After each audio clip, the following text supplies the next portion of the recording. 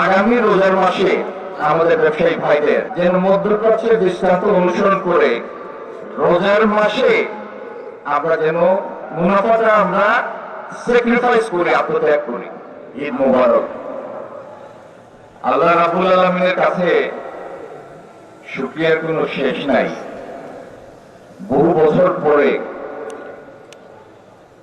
আমার স্মৃতির মধ্যেই প্রথম যে শাহী ঈদগায় মাইকের সামনে দাঁড়িয়ে শ্বাস খুলে কোনো কথা বলতে পারছি, এটার জন্য আল্লাহ রাব্বুল আলামিনের কাছে শুকরিয়ার কোনো শেষ নাই।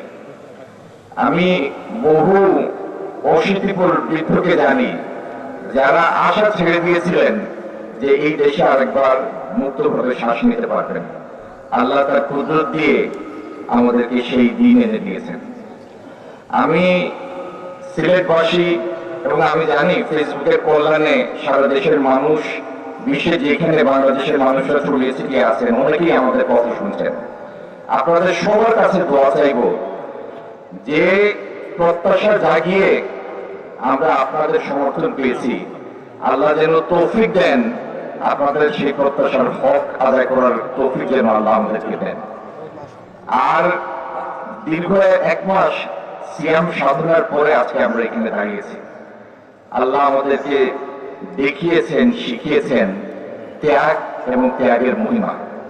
আমরা সেই ত্যাগের মহিমাকে সবার উপরের স্থানে রেখে আমরা যেন আমাদের জীবন পরিচালিত করতে পারি, সেজন্য আল্লাহ রাব্বুল আলামিনের কাছে চাই যে তিনি আমাদের তৌফিক দেন।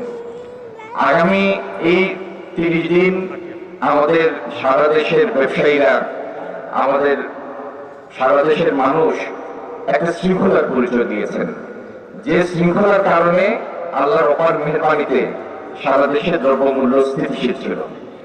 আমি অনুরোধ করব আমরা আগামী রোজার মাসে আমাদের ব্যবসায়ী ভাইদের আমরা যেন মধ্যপ্রাচ্যের দৃষ্টান্ত অনুসরণ করে রোজার মাসে আমরা যেন মুনাফাটা আমরা স্যাক্রিফাইস করি, আত্মত্যাগ করি।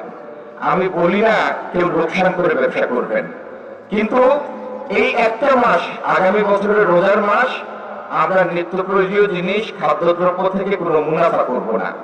যে দামে কিনবো শুধু দোকানের খরচ করে সেই দামে বিক্রি করব। আপনারা দেখবেন সারা দেশের মানুষের কি পরিমাণ দোয়া আপনাদের কাছে আসে এবং এর বরকত, এর বিনিময়ে আল্লাহ রাব্বুল আলামিনের কাছ থেকে আপনারা কি পান। আপনাদের সবার কাছে দোয়া চাই যেন আল্লাহ তৌফিক দেন, আমরা সবাই মিলে এই সিলেটকে একটা আদর্শ সিলেট হিসেবে বাংলাদেশের কাছে উপস্থাপিত করতে পারি।